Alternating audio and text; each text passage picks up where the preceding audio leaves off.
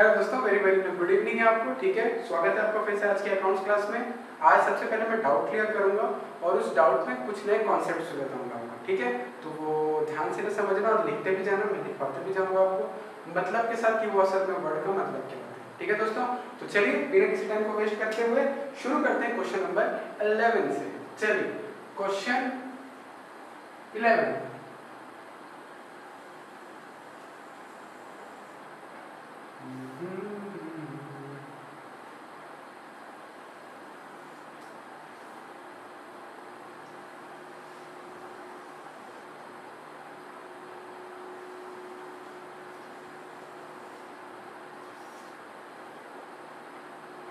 Assets,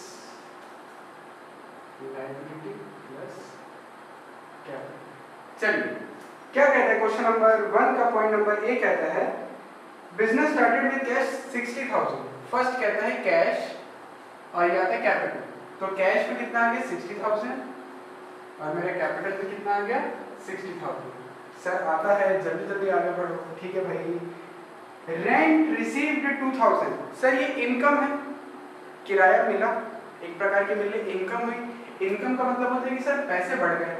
कितना रुपए मिला 2,000, तो प्लस 2,000 क्योंकि इससे मेरी इनकम हुई है। रेंट रिसीव्ड, रेंट मिला, किराया मिला, तो पैसे जेब में आ गए। और इनकम का सेकंड इफेक्ट कहाँ जाता है याद करो, बताया था कैपिटल में। ठीक है, तो कैपिटल में क्या आ जाएगा आपका 2,000 रुपए। लीजिए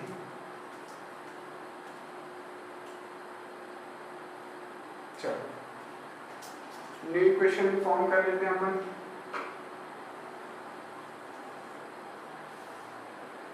न्यू इक्वेशन ये हो गया आपका 62,000 डैश प्लस 62,000। टैली करते रहा करो न्यू इक्वेशन को, बराबर चल रहा है कि नहीं चल रहा है। ठीक है। Third accrued interest. अब से एक नया वर्ड आया, क्या एक्रूड, एक्रूड इंटरेस्ट। अब ये एक्रूड का मतलब क्या होता है पहले इसका मतलब समझना। इसको लिखो, एक्रूड का मतलब पहले मैं लिखो जो मैं बोलने वाला हूं। ठीक है, एक्रूड का मतलब होता है वो पैसा जो मिलना था मगर नहीं मिला, वो पैसा जो मिलना था लेकिन नहीं मिला।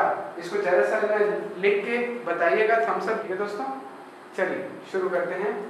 ओके, एक्रूड का मतलब होता है वो पैसा जो मिलना था लेकिन मिला नहीं। यानी कि क्या हुआ, मेरे को किसी से ने किराया लेना था, मुझे मिल जाना था, मुझे उसको मान लो कि मुझे जो रेंट मिलना था वो मिलना था 1 जनवरी को, 1 जनवरी को मिलना था। लेकिन आज की हमारी ना डेट क्या है, क्या डेट होगी 27। आज की हमारी डेट क्या हो गई 27 अप्रैल। इस दिन को पैसा आ जाना चाहिए था मेरी जेब के अंदर, ये मेरी पॉकेट के अंदर क्या होना चाहिए था, ये जो पैसा है आ जाना चाहिए था 1 जनवरी को। लेकिन ये आज तक नहीं आया। आज तक मतलब 27 अप्रैल तक मेरी जेब में पैसा नहीं आया। इसे हम कहते हैं क्या, एक्रूड, एक्रूड, एक्रूड इनकम। इसका मतलब वो इनकम जो मेरी हो चुकी है, जो मेरी हो चुकी है लेकिन मुझे अभी तक मिली नहीं है। वो इनकम जो मुझे मिल जानी चाहिए थी लेकिन अभी तक मिली नहीं है। जैसे कि एक्रूड इंटरेस्ट हो गया, एक्रूड रेंट हो गया। ठीक है, ये सारी चीजें हमारी होती हैं। अब इसका इफेक्ट क्या क्या होता है जरा ध्यान दीजिएगा। एक्रूड के इफेक्ट कहाँ कहाँ होते हैं।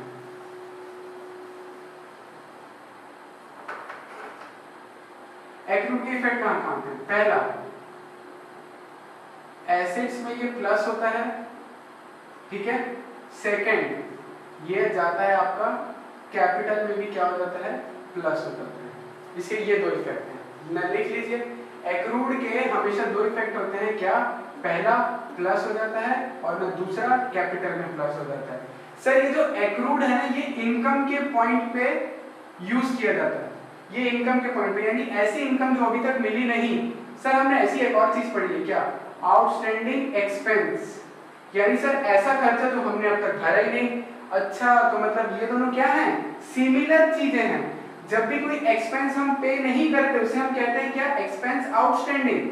और जो इनकम हमें नहीं मिलती उसे हम क्या कहते हैं, इनकम एक्रूड। दोस्तों ये वाली चीज समझ में आई कि नहीं आई, प्लीज बताइएगा। ठीक है, एक्रूड इनकम के टर्म्स पे यूज होता है।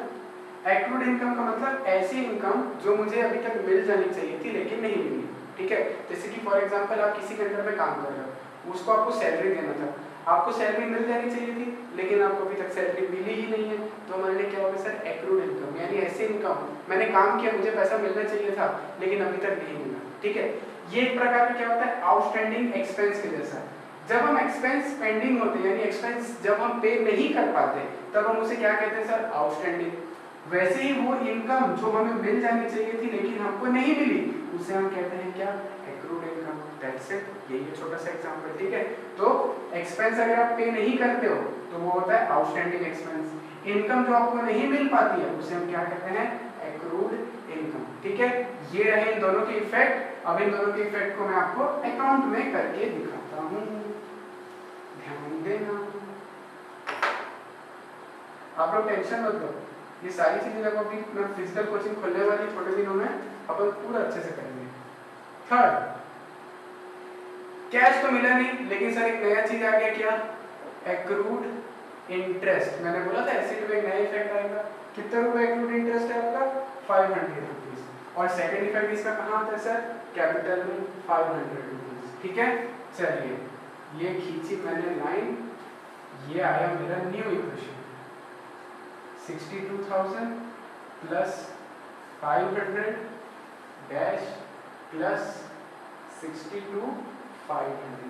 लीजिए दोस्तों, एक्रूड वाला भी हम समझ गए। आगे आता है commission received in advance. Commission received in advance का मतलब क्या होता है, जरा ध्यान से समझना, किसी को कोई दिक्कत तो नहीं है।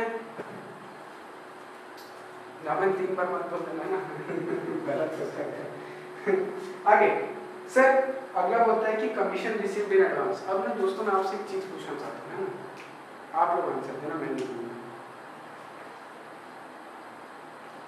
आपके दोस्त का बर्थडे है, आपके दोस्त का बर्थडे है, आप लोगों ने उसके लिए केक बनाया, मैं बनवाया दुकान से, आप लोगों ने दुकान में गए, एक ना केक का ऑर्डर दिया, स्पेशल केक का। अब आपको वो केक चाहिए 2 दिन बाद, और वो दुकान वाला आपसे क्या बोलता है, सर कुछ एडवांस पैसा छोड़ते हैं आप लोग एडवांस? हाँ सर, जैसे कि 1000 रुपये का केक है तो आप 500 रुपये एडवांस छोड़ के आ जाते हो कि हमने भैया ऑर्डर दिया है आपको, और हम जब केक लेने आएंगे तब हम आपको बाकी पेमेंट दे देंगे। अब किसी भी कारणवश वो आईसी स्पाइसी वाला आपको केक बना के नहीं दे पाया, आईसी स्पाइसी वाला आपको केक बना के नहीं दे पाया, तो अब एक बात बताओ, वो जो 500 रुपये वो आपको वापस करेगा कि नहीं करेगा? बस मेरे को इसका आंसर दीजिएगा, और मेरी कहानी समझ में आई कि नहीं है।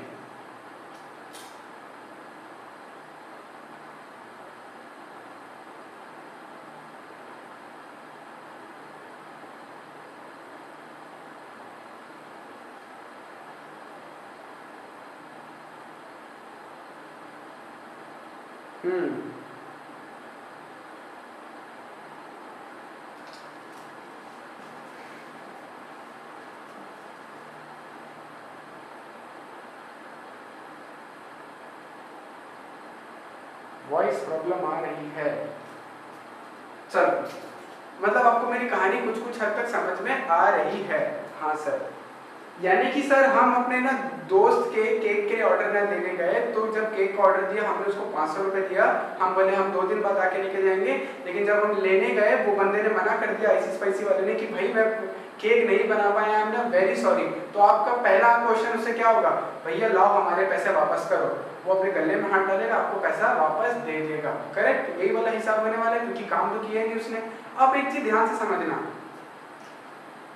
ये हो आप यू, ठीक है, ये है आईसी स्पाइसी वाला, आईसी स्पाइसी वाला, ठीक है। आपने इसको पैसे दिए 500, अब इसके पास इसके न गले में 500 रुपए पड़े हैं, इसको बनाना है केक, इसको बनाना है केक, ठीक है। अगर ये केक बनाएगा तब जाके ये क्या कर सकता है, आपसे आगे का पैसा मांग सकता है। अब इसका मतलब समझ लो, अगर इसने आपसे एडवांस पैसा लिया, मैं आईसी स्पाइसी के पॉइंट पे बात कर रहा हूँ दोस्तों, ठीक है, ध्यान से समझना।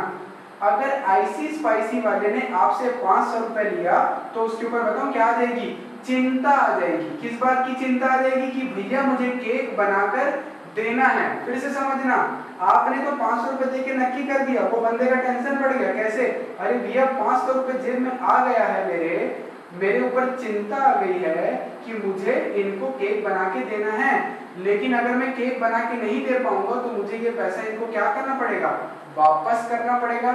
Correct sir. तो जब भी आपको एडवांस मिलता है किसी भी चीज का, भले वो कमीशन का मिले, रेंट का मिले या किसी भी चीज का मिले, वो आपके लिए क्या होता है पता है, चिंता। और ना चिंता इज इक्वल टू क्या होती है सर, लायबिलिटी। यानी कि जब भी आपको एडवांस मिलता है तो उसके दो इफेक्ट होते हैं सर। क्या क्या, नंबर 1, पहला इफेक्ट सर वो आपकी लायबिलिटी बनता है। वो लायबिलिटी में क्या होता है, प्लस, वो लायबिलिटी में क्या होता है, प्लस होता है। सेकंड वो क्या होता है सर, आपकी कैश में क्या हो जाता है, प्लस हो जाता है। क्योंकि सर देखो, जेब में पैसे आए कि नहीं आए, आपने 500 रुपए जिसकी जेब में पैसे मतलब कैश बढ़ गया है, जेब में रखा कैश अपनी पूरी ऐश है, कैश तो बढ़ गया, लेकिन सर इसके सर के ऊपर जिम्मेदारी भी तो आ गई ना। ओ केक बनाकर देना है, नहीं दे पाए तो पैसे वापस करने पड़ेंगे। तो ये 500 रुपए उसके ऊपर क्या है, लायबिलिटी है कि काम करके दूंगा, करके दे दिया, बात खत्म। नहीं कर पाया तो पैसे वापस करने पड़ेंगे। तो दो इफेक्ट, जब भी एडवांस मिलता है तो आपके लिए क्या बनता है, वो लायबिलिटी, क्योंकि चिंता का पात्र है वो आपके लिए, आपको उसका काम कर कर देना है। सेकंड वो बोलता है सर कैश, जेब में हमारे आ गया कैश। दोस्तों ये बात समझ में आई कि नहीं आई? चलिए दोस्तों आगे बढ़ते हैं, फिर अपन इस चीज में फोर्थ वाले ट्रांजैक्शन को आगे बढ़ाते हैं।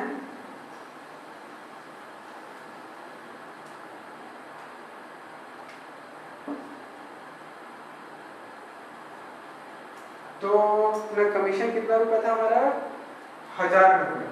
सर जेब में आए 1000 रुपए, इसको कोई फर्क नहीं, हमारे पास हो गई लायबिलिटी 1000 रुपए की, यहाँ पर कोई फर्क नहीं। लीजिए दोस्तों शुरू करते हैं न्यू इक्वेशन। 63,000 प्लस 500, 1000 प्लस 62,500, बात खत्म। नेक्स्ट ट्रांजैक्शन क्या कहता है सर, अमाउंट विड्रॉन ₹5000। सर ये विड्रॉन का मतलब क्या होता है? अब भैया देखो बिजनेस चला रहे तो घर में पैसा तो लगेगा ना, अब बिजनेस क्यों कर रहे हो, घर चलाने के लिए, ठीक है। अब बिजनेस पैसा कमा रहे हो, बिजनेस से तो पैसा निकालोगे ना। अब बिजनेस से पैसा कौन निकाल सकता है, ओनर। और कौन निकाल सकता है, एम्प्लॉयज निकाल सकते हैं बिजनेस से पैसे? नहीं सर, कौन निकाल सकता है, सिर्फ और सिर्फ ओनर। यानी कि बिजनेस से पैसा जा रहा है, तो सर विड्रॉ किया मतलब बिजनेस से पैसा जा रहा है, कितना रुपया जा रहा है, 5000। अच्छा तो सर मतलब बिजनेस से कैश तो कम हो गया, ये वाली चीज हमको समझ में आ गई कि भैया पैसा गया ना धंधे में से। सर एक इफेक्ट तो ये हो गया विड्रॉ का। सेकंड इफेक्ट दोस्तों आप बताओ, मैंने बताया जो कैपिटल होता है वो किसका पैसा होता है, ओनर का। तो ओनर अपने पैसे तो निकाल रहा है, ये रहा 5000, यहाँ पर क्या हो जाएगा सर, माइनस हो जाएगा। आगे बात समझ में। तो जब भी हम विड्रॉ करते हैं तो दो चीज होती है, क्या होती है, पहला कैश से माइनस होता है, सेकंड कहां से माइनस होता है, आपका कैपिटल में से।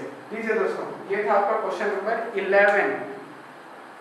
आज बात 999 फटाफट खींचेंगे। 9 क्वेश्चन,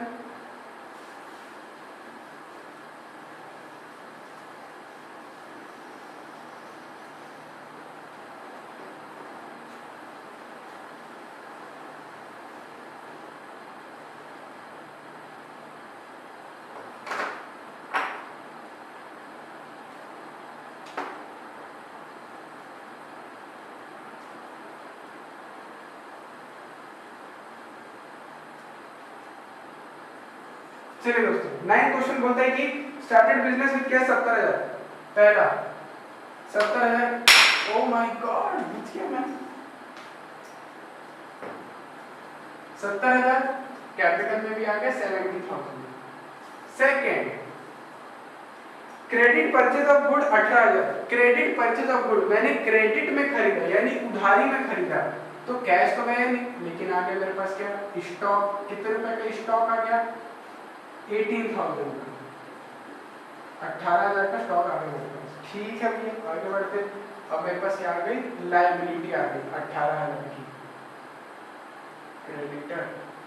लीजिए next, payment made to creditor in full settlement. अब दोस्तों फुल सेटलमेंट का मतलब क्या होता है?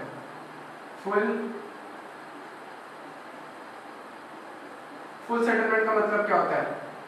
बस अब कैसे लिखते हैं? हाँ, बस अब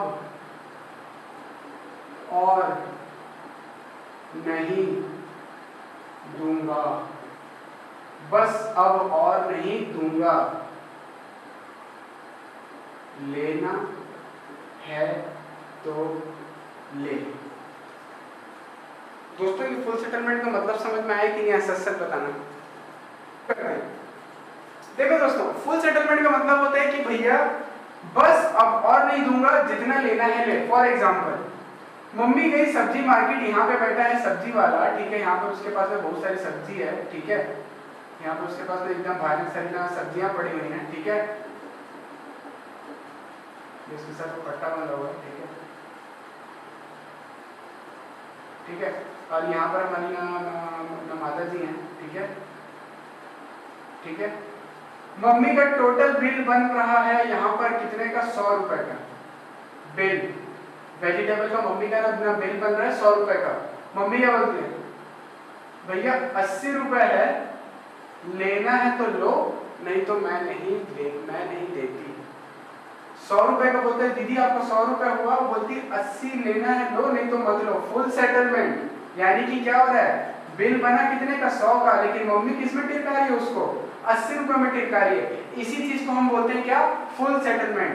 अब बस और नहीं दूंगा, लेना है तो ले, वरना भाड़ में जा।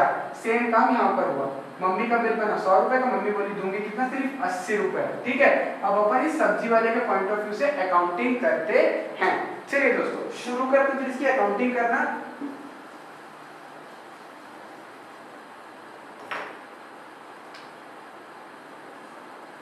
क्या कहते हैं इसकी अकाउंटिंग में? बोलते हैं कि भैया payment made to creditor in full settlement 17,500।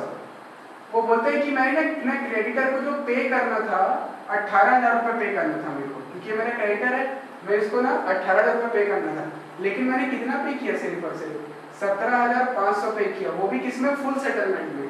तो सर इसका मतलब हमारे लिए प्रॉफिट हो गया, है ना? 18,000 जेब से जाने चाहिए थे, लेकिन असल में गए कितने? सिर्फ 17,500। तो 500 रुपए का क्या हो गया? सीधी बात है सर, प्रॉफिट हो गया। अच्छा, मतलब सर न्यू इक्वेशन पहले तो आप दो हम लोग ये लो भैया, न्यू इक्वेशन 70,000 प्लस 18,000, यहाँ पर भी 18,000 प्लस 70,000।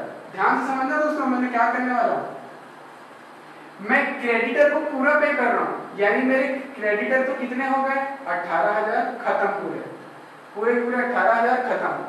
ओहो कैसे ब्रैकेट लगा दिया, माइनस, क्योंकि मैंने इनको ना पे कर दिया 18,000 में फुल सेटलमेंट में। मेरी जेब से कितने गए? सिर्फ 17,500 गए। मेरी जेब से कितने गए? 17,500 गए। मेरे क्रेडिटर मैंने पूरे पे ऑफ कर दिए सेटलमेंट में। सर 500 रुपए का कितना डिफरेंस आ रहा है? 500 रुपए प्रॉफिट होगा कुछ? हाँ प्रॉफिट तो हो गया। ये 500 रुपए का प्रॉफिट क्या होता है? प्लस, याद करो कैपिटल में प्रॉफिट क्या होता है? प्लस। दोस्तों ये बात समझ में आए कि नहीं जरूर बताइएगा। जेब से स्टार्ट करते हैं। तो मेरा प्लस माइनस बहुत बुरा है इसमें। आगे इसमें क्या है? Purchase machinery for cash, depreciation on machinery या 2000। ये वाला तो आप लोग कर लोगे, यानी कि मैंने क्या करूंगा फोर्थ इक्वेशन में, यहाँ पे मशीनरी खरीदा, मशीन खरीदा 20,000 रुपए की, और माइनस कितना कर दिया? 20,000 रुपए। माइनस कितना कर दिया मैंने? 20,000 रुपए, ठीक है। उसके बाद फिफ्थ इक्वेशन में मैं क्या करूंगा, उसमें बोला कि डेप्रिसिएशन है, तो डेप्रिसिएशन आपको पता है माइनस होता है यहाँ पे, ठीक है, 2,000 रुपए माइनस होता है, और 2,000 रुपए कहाँ से माइनस हो जाएगा सर? यहाँ से माइनस हो जाएगा। लीजिए दोस्तों ये आपका हो गया यहाँ पे। तो दोस्तों आज की क्लास बस यहीं तक रखूंगा मैं, ज्यादा आपको अभी टेंशन नहीं दूंगा। आज सिर्फ 3 क्वेश्चन हम कर दूंगा, लेकिन मक्खन क्वेश्चन बना लिया ना, मजा आ जाएगा पूरा एकदम, ठीक है, और एकदम ध्यान से अच्छे से लाइन में खींच के बनाना, ठीक है दोस्तों।